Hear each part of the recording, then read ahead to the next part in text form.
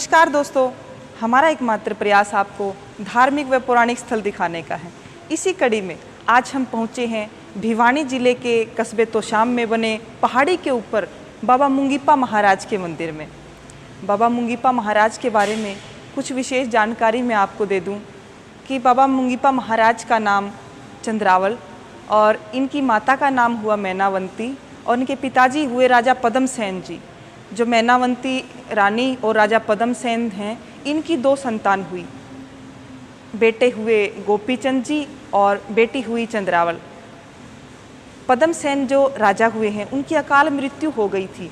तो मैनावंती एक दिन अपने बेटे को नहाते हुए देख रही थी गोपीचंद को, और उनके मन में अचानक से ख्याल आया कि मेरा बेटा इतना सुंदर है, कामदेव के जैसी इसकी सुंदरता है, एक दिन इसको भी काल अपना ग्रास बना लेगा। मैं ऐसा नहीं होने दे सकती। मैंने अपने पति को तो खो दिया है, मैं बेटे को नहीं खो सकती। तो रानी जो मैनावंती थी, उनके भाई हुए भर्तरी सिद्ध योगी महाराज, उनसे मिलने के लिए मैनावंती जाती है और जा कर के अर्जी लगाती है, अपने भाई से अरदास करती है कि ऐसा कुछ उपाय करो, ऐसा कुछ यत्न करो कि मेरा जो बेटा है या आपका जो भांजा है गोपीचंद, ये अमरत्व का वरदान प्राप्त करे, इसका कभी इसकी मृत्यु ना हो।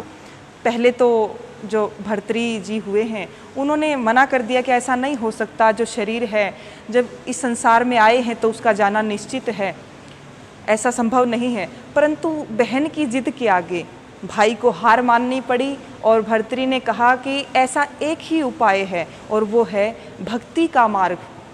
भक्ति का मार्ग गोपीचंद को अपनाना होगा, उसके लिए संन्यास लेना होगा और अपने परिवार को त्यागना होगा। मैनावंती एक बार घबरा गई, लेकिन बेटे से इतना प्रेम कि उनको कहीं खो नहीं सकती थी। इसीलिए उसने सोचा कि अमरत्व ही एकमात्र उपाय है। संन्यास लेने के लिए गोपीचंद को कहा। सिद्ध योगी भर्तरी जी ने पहले गोपीचंद को दीक्षा दी, उसके बाद उन्हें कठोर तपस्या, कठोर साधना करवाई। जब उन्हें यकीन हो गया कि अब गोपीचंद इस चीज़ के लायक हो गए हैं, तब गुरु गोरखनाथ जी के पास लेकर के गए और वहाँ से भर्तरी ने अपने शिष्य गोपीचंद को अमृतत्व का वरदान दिलवाया। ये एक पहली घटना ऐसी कि जहाँ अपने शिष्य को गुरु ने अपने गुरु से अमृतत्व का वरदान दिलवाया। अभी भर्तरी ने एक वचन मांगा कि तुम्हें पत्नी, माता व बहन से जाकर के भिक्षा लेनी होगी और भिक्षा में उनको माता कहकर संबोधित करना होगा। अभी गोपीचंद अपनी पत्नी के पास गए, भिक्षा मांगी और भिक्षा ग्रहण की।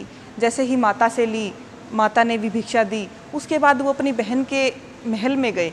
बहन के महल में जैसे ही गए तो उन्होंने बताया कि मेरी बहन चंद्रावल को बुलाया जाए, उन्हें कहो कि उनका भाई गोपीचंद आया है। अब नौकरानियों को बड़ी हंसी आई। उन्होंने कहा कि हमारी जो महारानी है, हमारी रानी है, उनका जो भाई है वो एक बहुत बड़ा राजा है, ऐसा कोई सन्यासी साधु नहीं है, आप यहाँ से चले जाओ। चंद्रावल को जैसे ही पता चला कि एक साधु के भेष में गोपीचंद आया, वो दौड़ के आई महल के बाहर, लेकिन उस समय तक गोपीचंद वहाँ से जा चुके थे। चंद्रावल महल के ऊपर जाकर के दूर दूर तक नज़र घुमा करके देखती है तो उन्हें गोपीचंद दूर से जाते हुए नज़र आ जाते हैं और वो उनको ज़ोर ज़ोर से आवाज़ें लगाती है, परंतु गोपीचंद वापस नहीं आते हैं। इसी दुख के कारण वो, जब चंद्रावल ने उन्हें साधु के भेष में देखा तो बहन से रहा नहीं गया, उन्हें बहुत दुख हुआ और इसी दुख के कारण उन्होंने अपने महल से छलांग लगा दी और छलांग लगाने के बाद उनकी मृत्यु हो जाती है। मृत्यु को प्राप्त हुई और गोपीचंद जी को जब इसके बारे में पता चला तो वो बहुत दुखी हुए, बहुत रोए और उन्होंने दौड़ करके गए गुरु गोरखनाथ जी के पास और उन्होंने कहा कि ये सब मेरी वजह से हुआ है।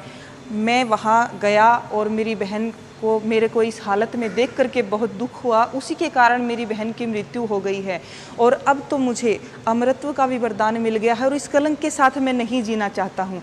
तो गुरु उनको अपने शिष्य पे तरस आया और उन्होंने कहा कि मैं एक ही शर्त पर चंद्रावल को जीवित कर सकता हूँ। ये प्रकृति के विरुद्ध है, परंतु मैं एक ही शर्त पे चंद्रावल को जीवित कर सकता हूँ, और वो ये है कि अगर चंद्रावल जीवित होने के बाद संन्यास ले तो गोपी चंद ने बिना कुछ सोचे ही अपने गुरु गोरखनाथ जी की बात मान ली और उन्होंने चंद्रावल को जीवित कर दिया। चंद्रावल जीवित होने के बाद गोपी चंद और चंद्रावल दोनों भाई बहन ने मिलकर के बहुत सालों तक तपस्या की, और जब चंद्रावल को 84 सिद्धियां प्राप्त हो गई, उसके बाद सिद्ध योगी गोपी चंद जी और चंद्रावल जी दोनों नाथ संप्रदाय के बहुत ही महान संत हुए।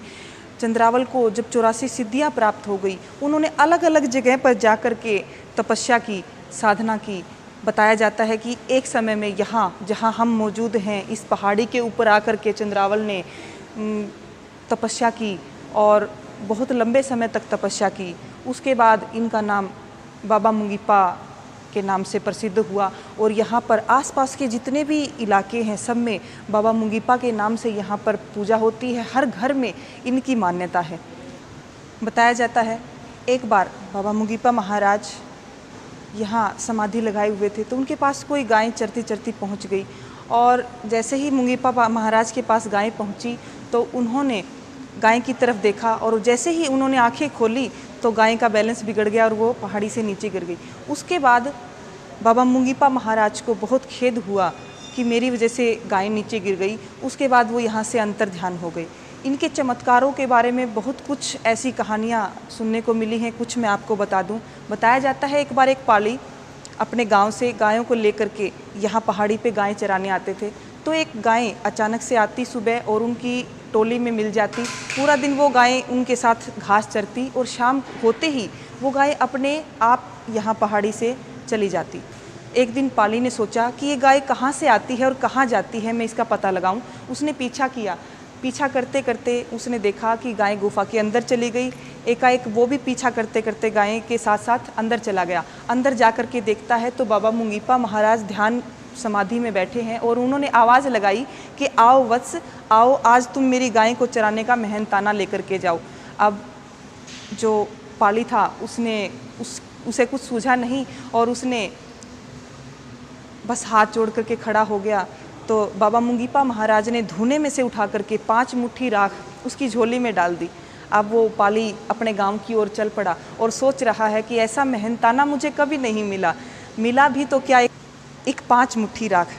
उसके बाद उसने अपनी झोली में से निकाल के राख डालता गया। जैसे ही गांव के पास पहुंचा तो उसने अपनी झोली के अंदर नज़र घुमाई तो उस झोली में सोना था। उसे बड़ा परेशानी हुई कि मुझे कुछ मिला भी और मैंने वो ऐसे गवा दिया।